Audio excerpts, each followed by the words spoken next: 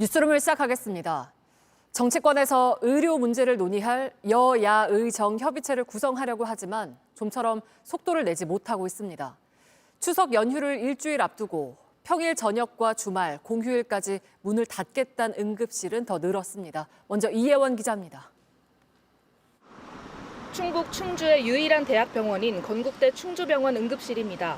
24시간 365일 의사가 상주한다는 기존 문구 옆에는 새로 안내문이 붙었습니다. 평일 야간과 주말, 공휴일은 응급실을 운영하지 않는다고 써 있습니다. 우리 남편이 여기 강로에 있어서 약 사러 와요. 환자들 어떻게 하냐. 응급의학과 전문의 7명 중 5명이 사직하며 추석 연휴에도 문을 닫기로 했습니다. 어떻게 조치가 돼갖고 그냥 운영을 했으면 좋겠다 그런 생각은 드는데 명절 연휴에도 이게 길어지고. 전국 권역 지역 응급의료센터 중 27개 중증 응급질환을 진료할 수 있는 병원은 한때 88곳까지 줄었습니다. 성인 응급 내시경이나 유아 장폐색, 중증 화상을 치료할 수 있는 응급실은 평소의 절반 가까이로 뚝 떨어졌습니다. 특히 추석 연휴에는 응급실 환자가 많게는 2배 가까이 늘어나기 때문에 이대로라면 더 큰 혼란이 불가피합니다. JTBC 이혜원입니다. 정부도 대책을 내놨습니다. 응급 환자를 진료하면 수가를 2~3배 더 주겠다고 했고 40억 원에 가까운 재원을 마련해서 전문의와 간호사들을 채용해 응급실에 보내겠다고 했습니다. 실제로 도움이 될 수 있을지 류정화 기자가 짚어봤습니다. 정부는 최근 추석 연휴 동안 중증 환자를 진료하면 수가를 최고 3배까지 더 주겠다고 밝혔습니다. 오늘은 전문의와 간호사 400명을 새로 뽑아 전국 80개 응급의료기관에 배치하겠다고도 했습니다. 추석 연휴 기간을 이제 목표로 해가지고 전문의하고 간호사 분들 합쳐서 한 400명 정도를 지금 신규 채용할 수 있도록 37억 원 정도의 지금 재정 지원 조치를 지금 이미 완료했습니다. 현장에선 현실성이 떨어진다는 지적이 높습니다. 의사와 간호사 다 손발이 잘 맞아서 돌아가도 어려운 게 응급실이고 응급환자 진료입니다. 갑자기 일주일을 앞두고 돈 준다고 어디서 그렇게 의사가 오고. 정부는 응급실에 파견됐다 돌아간 군의관들에 대해서도 설득을 하겠다는 것 말고 다른 대책은 내놓지 못했습니다. 특히 보건복지부는 파견을 거부한 군의관 징계를 논의하겠다고 했지만 정작 국방부는 검토하지 않고 있다고 하자 이를 번복해 논란이 되기도 했습니다. 이런 가운데 의사협회가 의대 증원을 2026년까지 백지화하고 2027년부터 논의하자고 제안하면서 정부와의 대화는 더 꼬이고 있습니다. JTBC 류정화입니다.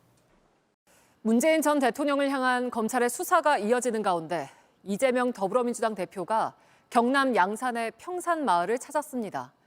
이 대표는 검찰의 수사를 강하게 비판했고 문 전 대통령은 당당히 임하겠다고 했습니다. 김민관 기자입니다.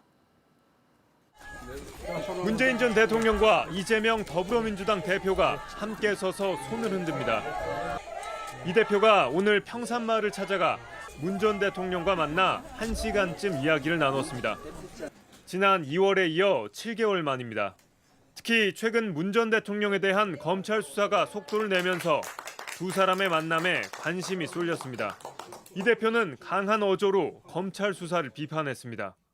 지금 현 정부가 하고 있는 이 작태는 정치적으로도 또 법리적으로도 도저히 이해가 되지 않는 정치 탄압이고 한 줌의 지지 세력을 결집하기 위한 수단 아니냐. 문 전 대통령은 기본적으론 나와 가족이 감당할 일이지만 당에 고맙게 생각한다며 당당하고 강하게 임하겠다고 답했습니다. 특히 준비 안 된 대통령의 집권에 혼란스럽다며 민주당이 재집권을 준비해야 한다고 말한 것으로 전해졌습니다. 두 사람은 당의 화합도 강조했습니다. 우리 민주당 내부가 또 지지자들이 서로 분열하지 않았으면 좋겠다. 그거에 대해서 같이 공감을 하셨고 그것과 관련된 당의 대응에 대해서도 그런 평가가 있었던 겁니다. 이 대표는 오늘 오전엔 권양숙 여사를 예방했습니다.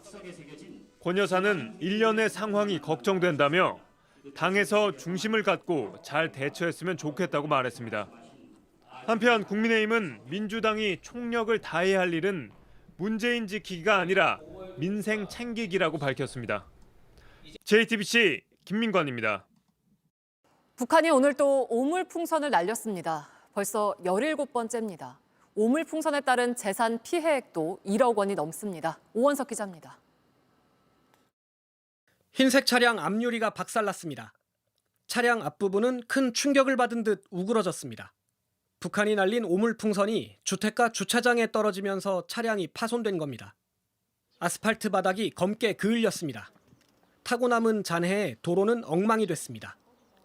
땅에 떨어진 오물풍선에 불이 붙으면서 큰 화재로 번질 뻔했습니다. 여기 와보니까 이게 풍선이 떨어져 있었고 그리고 거기서 막 연기가 나고 있었어요. 지난 5월 이후 북한의 오물풍선 도발이 계속되고 있습니다. 어제와 오늘 또 오물풍선을 띄웠는데 벌써 17번째입니다. 일주일에 한 번꼴로 오물풍선 도발이 이어져 온 겁니다. 주택가에 떨어진 풍선 때문에 재산 피해도 쌓이고 있습니다. 오물풍선 때문에 발생한 재산 피해액은 서울에서만 8천만 원에 달합니다. 경기도에서도 2천만 원이 넘는 피해 신고가 접수됐습니다. 대부분 차량 파손이나 주택가에서 불로 번진 경우입니다. 하지만 아직 오물풍선 때문에 발생한 피해로 지원받을 수 있는 법적 근거는 없어 억울한 피해는 계속 늘어날 전망입니다. JTBC 오원석입니다.